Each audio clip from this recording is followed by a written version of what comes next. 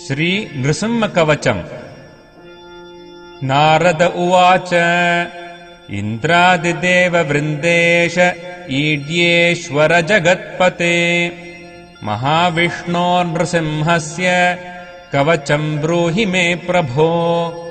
यस्य प्रपठनाद्विद्वान् त्रैलोक्यविजयी भवेत्। ब्रह्मोवाच शृणु नारद वक्ष्यामि पुत्रश्रेष्ठतपोधन कवचम् नरसिंहस्य त्रैलोक्यविजयी भवेत्। स्रष्टाहम् जगताम् वत्स पठनाद्धारणाद्यतः लक्ष्मीर्जगत्त्रयम् पाति संहर्ता च महेश्वरः पठनाद्धारणाद्देवाः बहवश्च दिगीश्वराः ब्रह्ममन्त्रमयम् वक्ष्ये भ्रान्तादिविनिवारकम् यस्य प्रसादाद्दुर्वासाः त्रैलोक्यविजयी भवेत्। पठनाद्धारणाद्योऽस्य शास्ता च क्रोधभैरवः त्रैलोक्यविजयस्यापि कवचस्य प्रजापतिः ऋषिश्छन्दस्तु गायत्री नृसिंहो देवता विभुः क्षौम् बीजम् मे शिरः पातु चन्द्रवर्णो महामनुः ॐ उग्रम् वीरम् महाविष्णुम् ज्वलन्तम् सर्वतोमुखम् नृसिंहम् भीषणम् भद्रम् मृत्युम् नमाम्यहम्। 32 मन्त्रो मन्त्रराजः सुरद्रुमः कण्ठम् पातु ध्रुवम् क्षौम् हृद्भगवते चक्षुषी मम नरसिंहाय च ज्वालामालिने पातु कर्णकम्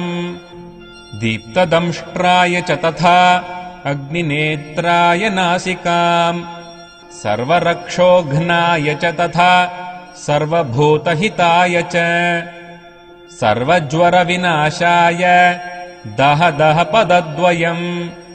रक्ष रक्ष वर्म मन्त्रः स्वाहा पातु मुखम् मम तारादिरामचन्द्राय नमः पातु हृदम् मम क्लीम् पायात् पार्श्वयुग्मम् च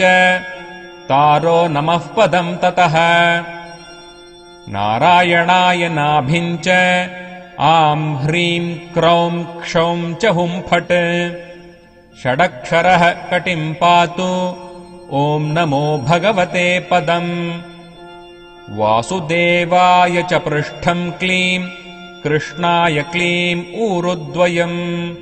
क्लीम् कृष्णाय सदा पातु चानुनी च मनूत्तमः क्लीम् ग्लौम् क्लीम् श्यामलाङ्गाय नमः पायात्पदद्वयम् क्षौम् नृसिंहाय क्षौम् च सर्वाङ्गम् मे सदावतु इति ते कथितम् वत्स सर्वमन्त्रौघविग्रहम् तव स्नेहान्मयाख्यातम् गृह्णीयात् कवचम् ततः गुरुपूजाम् विधायाथ गृह्णीयात् कवचम् ततः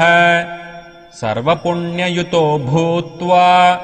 सर्वसिद्धियुतो भवेत्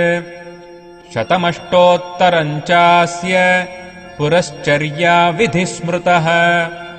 हवनादीन् दशांशेन कृत्वा तत्साधकोत्तमः ततस्तु सिद्धकवचो रूपेण मदनोपमः स्पर्धामुद्धूय भवने लक्ष्मीर्वाणी वसेत्मुखे पुष्पाञ्जल्यष्टकम् दत्त्वा मूलेनैव पठेत्सकृत् अपि वर्षसहस्राणाम् पूजानाम् फलमाप्नुयात् भूर्जे विलिख्य गुटिकाम् स्वर्णस्याम् धारयेद्यदि कण्ठे वा दक्षिणे बाहौ नरसिंहो भवेत् स्वयम् योषित्वामभुजे चैव पुरुषो दक्षिणे करे बिभ्रयात् कवचम् पुण्यम् सर्वसिद्धियुतो भवेत् काकवन्ध्या च या नारी मृतवत्सा च या भवेत् जन्मवन्ध्या नष्टपुत्रा बहुपुत्रवती भवेत् कवचस्य प्रसादेन जीवन्मुक्तो भवेन्नरः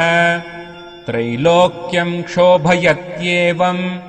त्रैलोक्यविजयी भवेत् भूतप्रेतपिशाचाश्च राक्षसा दानवाश्च ये तम् दृष्ट्वा प्रपलायन्ते देशाद्देशान्तरम् ध्रुवम् यस्मिन् गृहे च कवचम् ग्रामे वा यदि तिष्ठति तद्देशम् तु परित्यज्य प्रयान्ति ह्यति दूरतः।